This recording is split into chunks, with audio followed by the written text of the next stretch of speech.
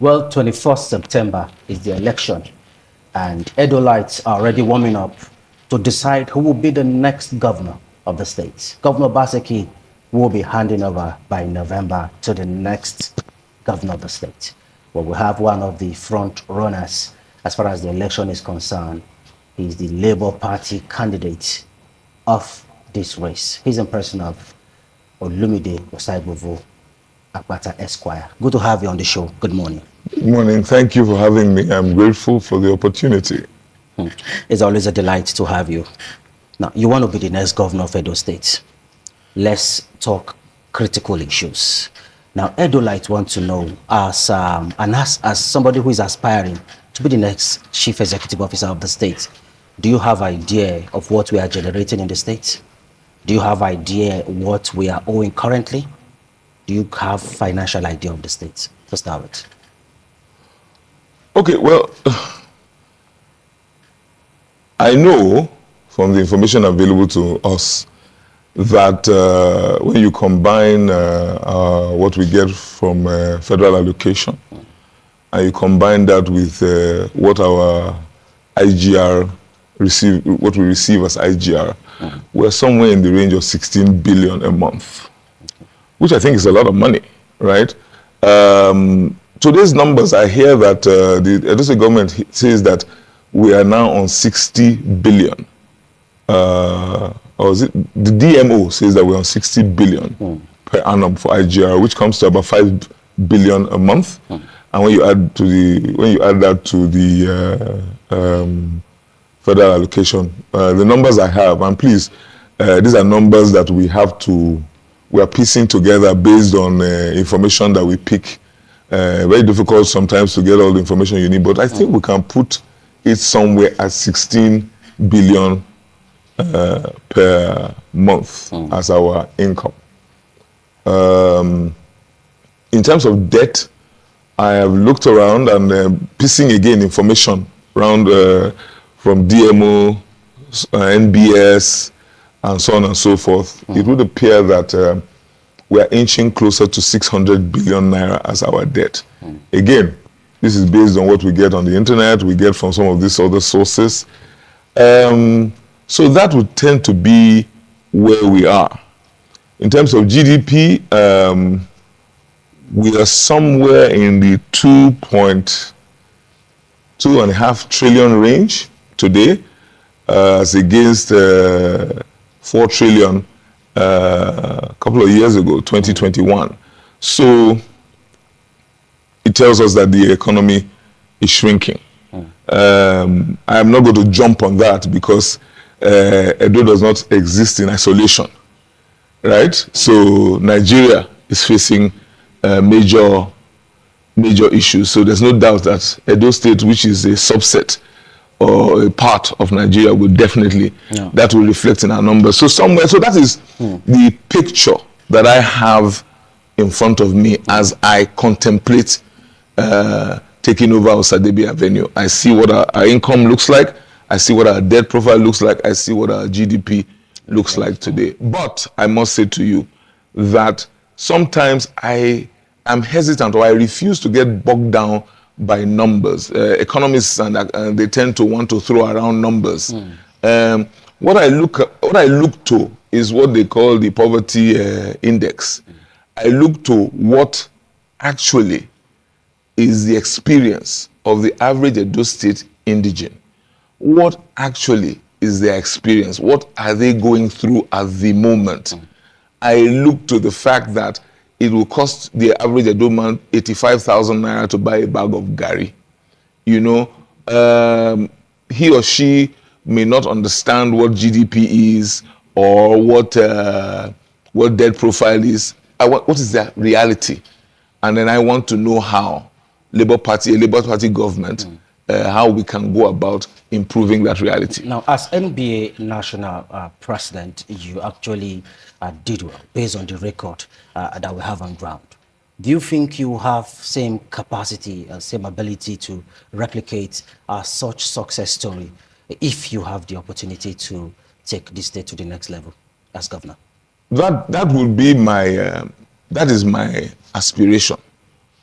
That is what I want to do. And I keep on saying that when you talk about government, right?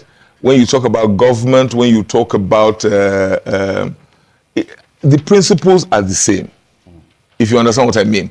Yeah. We're talking about management of men and resources, right? Yeah. We're talking about, when you talk about resources, we're talking about allocation and prioritization. So when I was president of the MBA, I was running an organization that had 128 branches, income profile of maybe 2 billion naira, right? I was able to prioritize, allocate resources, ensure that we met our goals, our targets, paid our debts, and at the end of the day, I left 1.5 billion naira in the coffers of the association. That's not 1.5 billion. 1.5 billion. It's on record. I left it in the coffers of the association after doing all that we needed to do in the 2 years in office. So the point I'm making is that you ask me, do I intend to? Is that what I want to do?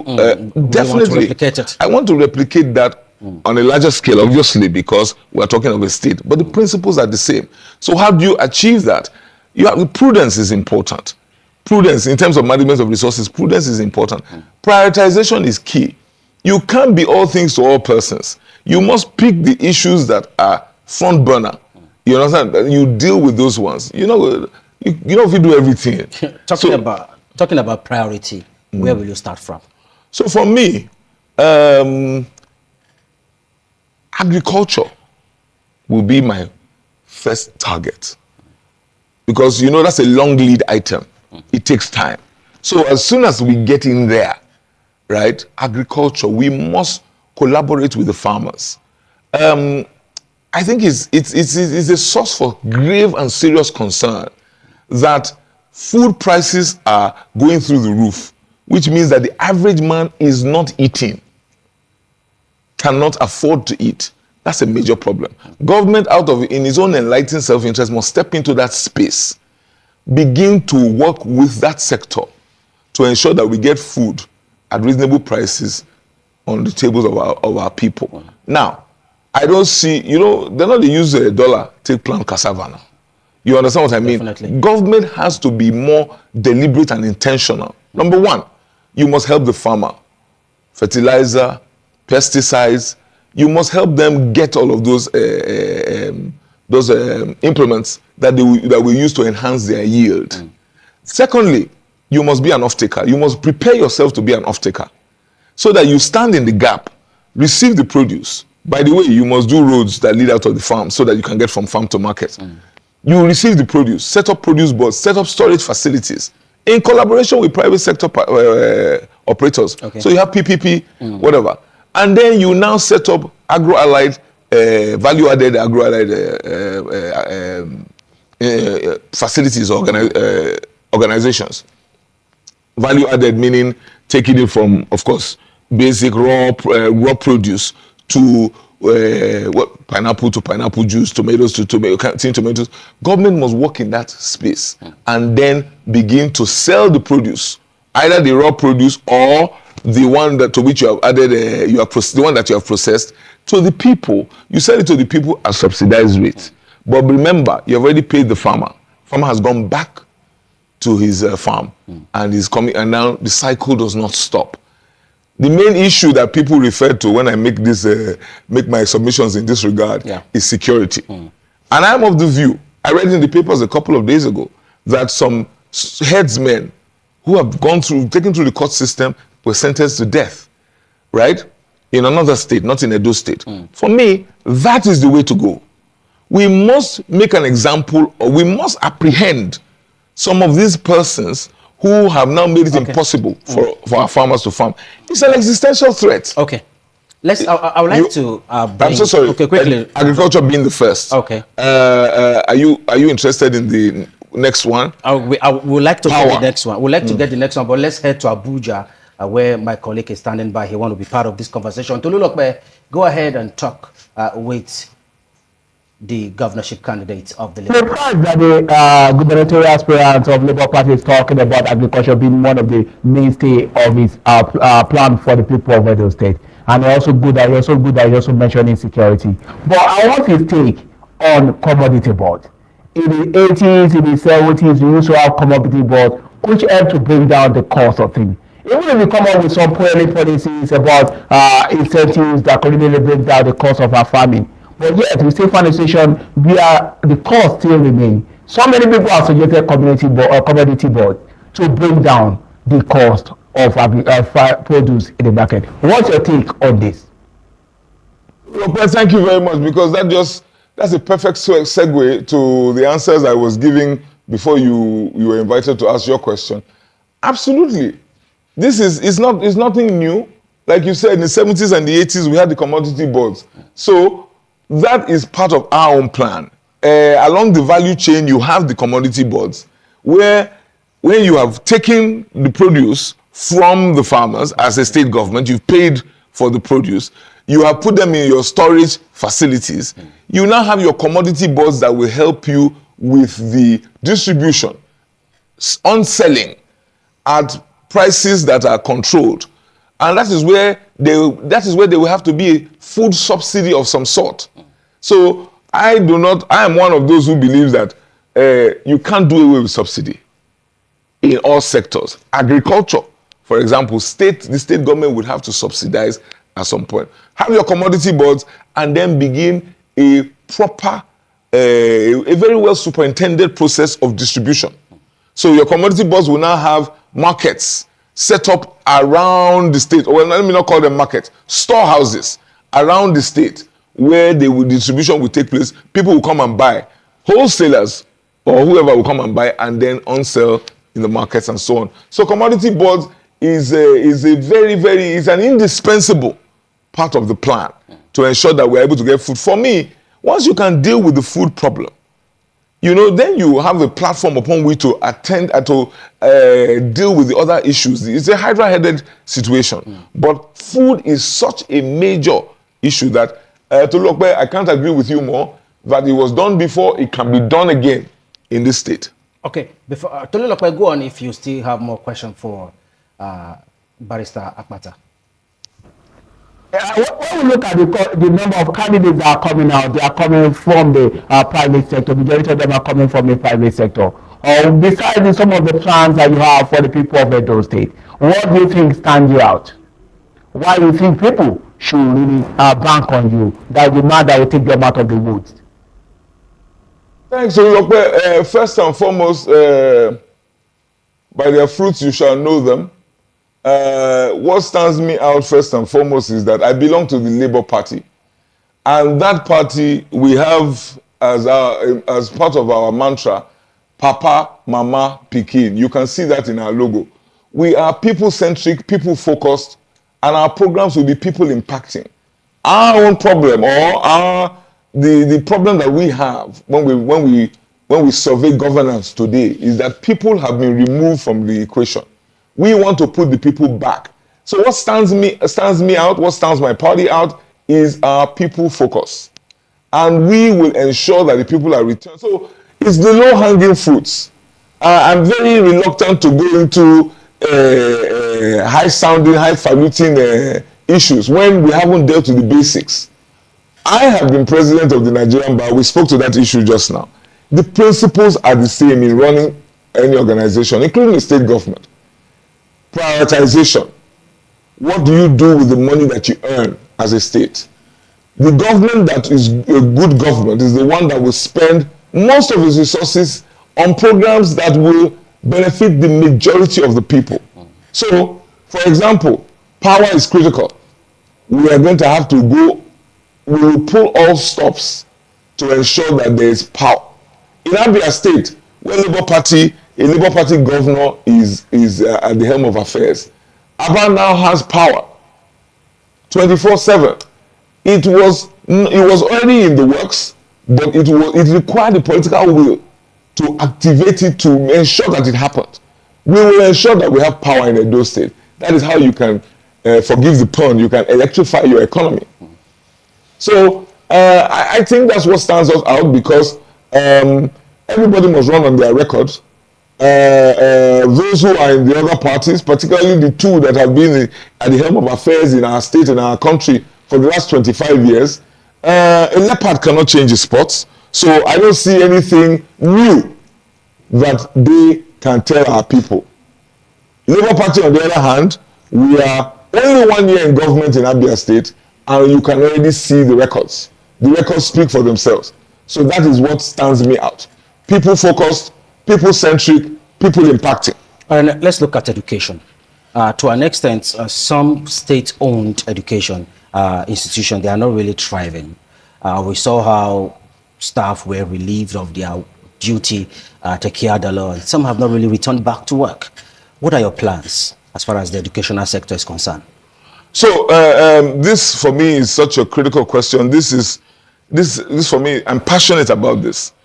I have never schooled outside Nigeria. All of my education I received in this country.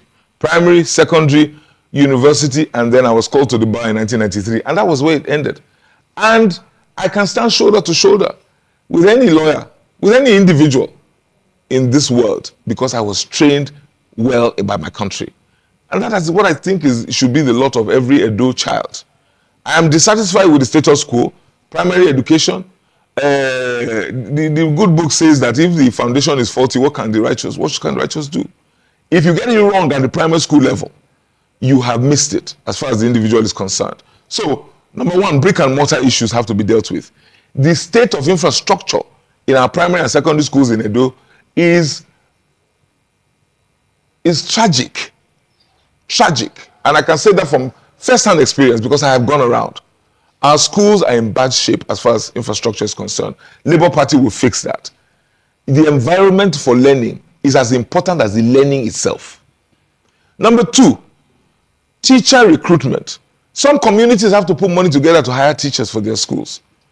There are not enough teachers. When there are teachers, the next issue is teacher training. What are the teachers being taught so that they themselves can impact knowledge?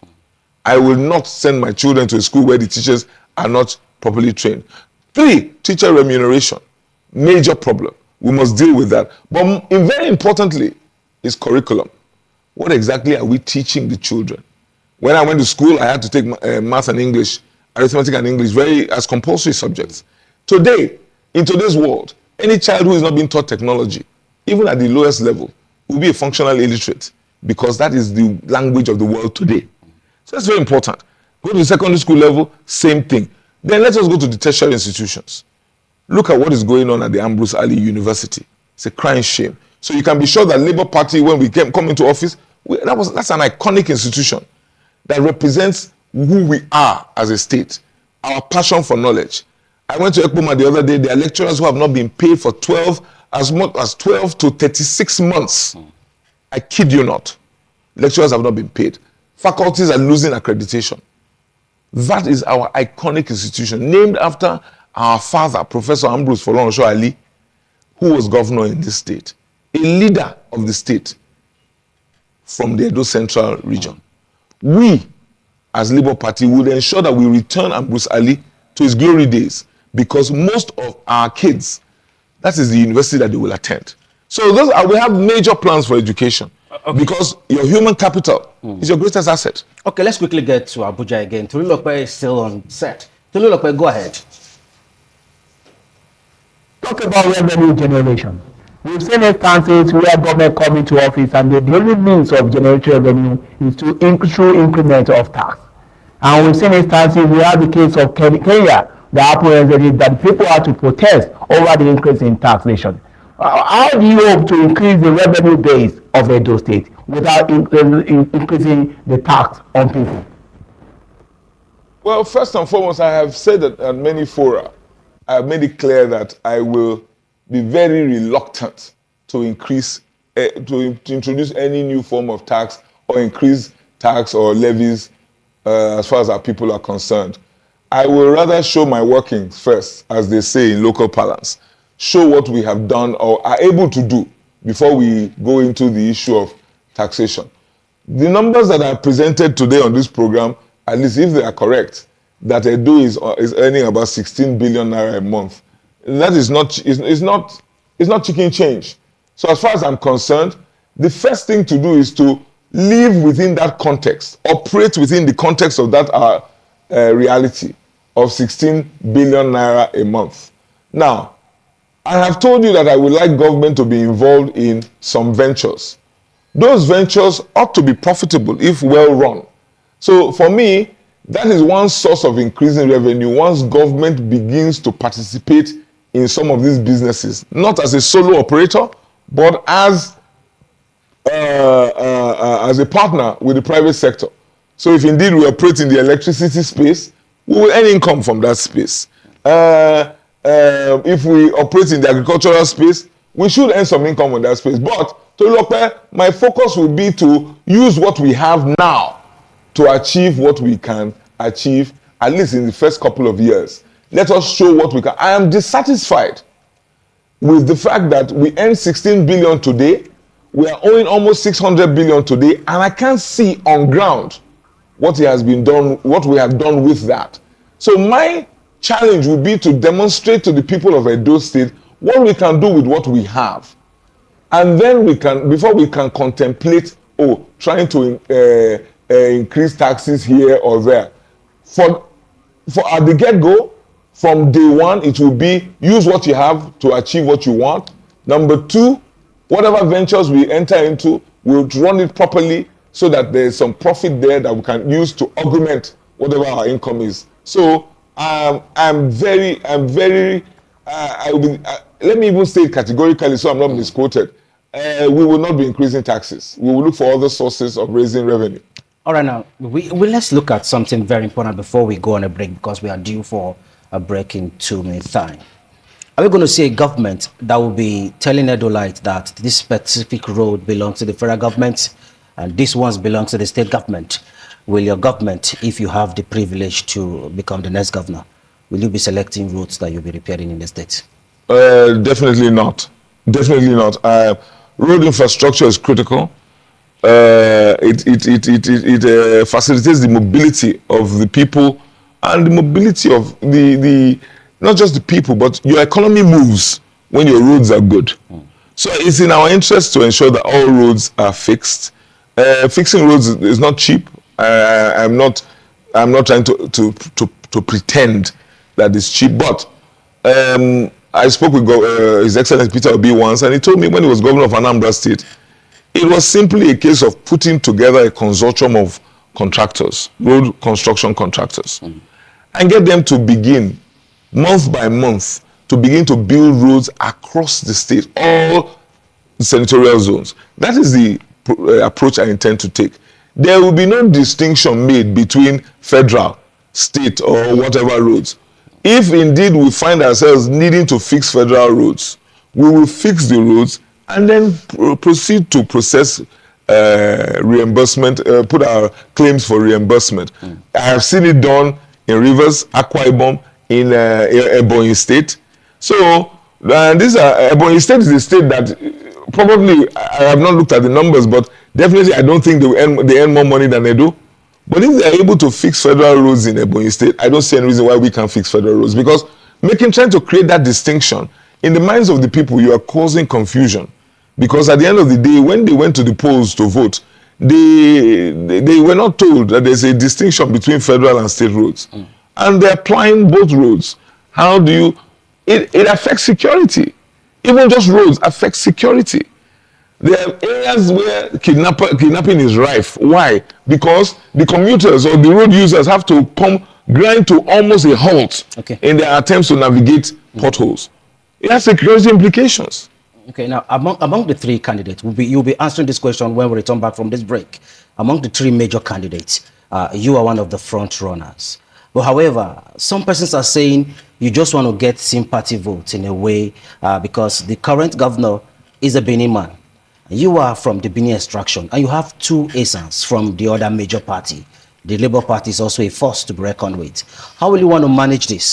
Some persons are saying among the three front runners, we have two from the ASAN extraction, the APC and the PDP.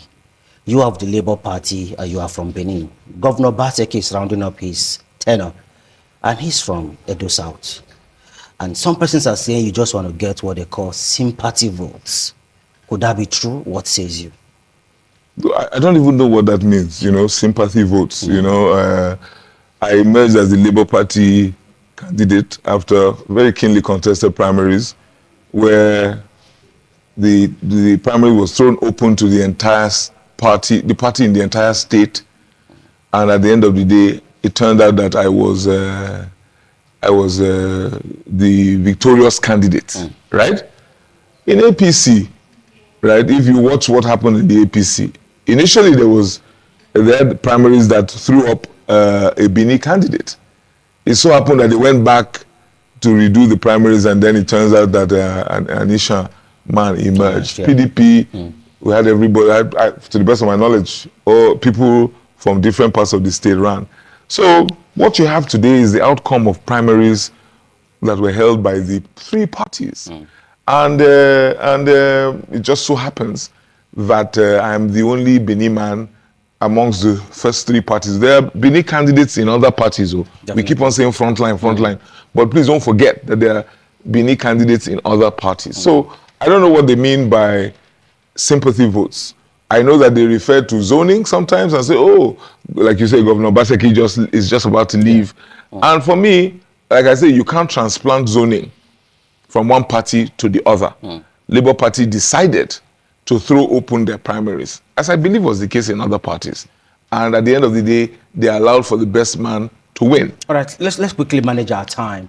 Of recent, there's a video circulating online that you were actually giving a nod to support or lending your voice to courtism in the state. Could that be true? Absolutely not. Absolutely not. I visited the Upper Sakmamba area, an area that is sometimes wrongly or rightly referred to as a tough area, right? And I went there and I met with the youth there, and I said to them that I am of the view that we must dig deeper into the reasons or the causes for the increased incidence of cultism in the state. And I just thought that it was a little bit too simplistic to get up and say, I will prosecute, I will criminalize. The problem in Nigeria is not that we don't have laws. We have laws.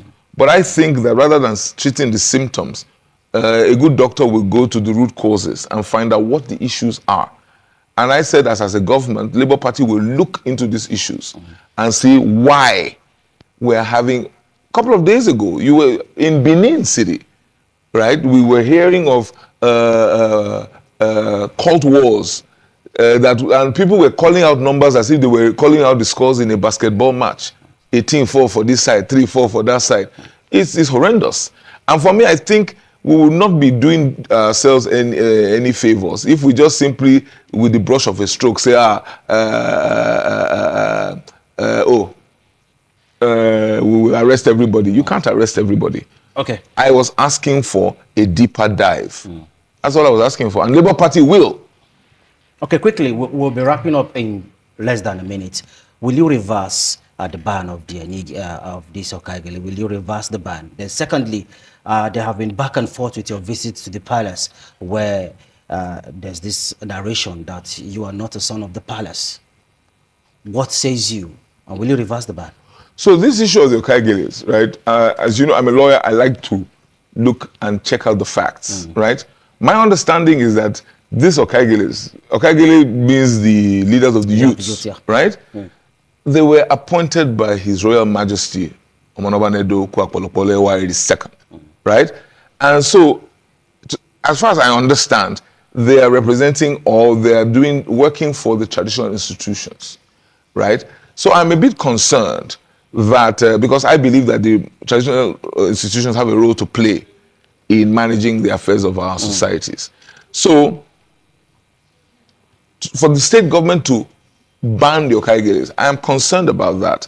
And I have been looking into the issue to understand why would you go and criminalize what is essentially an arm of our traditional institution. So when you say, would I unban it, I will definitely revisit the issue. If it lingers up until the time when I become governor by the grace of God, I will definitely revisit the issue because I believe our traditional institutions have a role to play. And I will not just, you're fighting cultism and you now say, okay, Okaigele is too banned, and I'm trying to understand what's the connection. You know what I mean? I will not rush to say it's wrong. I need to understand, and I'm looking into it. So I have 20 seconds. Are you a son of the palace? No, so you must understand what happened at the palace that day. I went to see my royal father, and we greeted him. And in speaking, I referred to myself as a son of the palace. And my father lovingly corrected me and said, you are a son of the soil. Ovie do pataki, ovie sesese. He made a distinction. Sons of the palace are those who are born into the royal family. Royal family, okay. We are corrected. My biological father corrects me even till now. He's 84 years old. Nobody is infallible. And I very, very humbly received the instruction. And I was even happy because Omonoba put it to rest. There are those who say I'm not even a Benin man. Omonoba by himself told them, Ovie don't know, Ovie do pataki. For me, I walked away extremely delighted that issue has even been put to rest.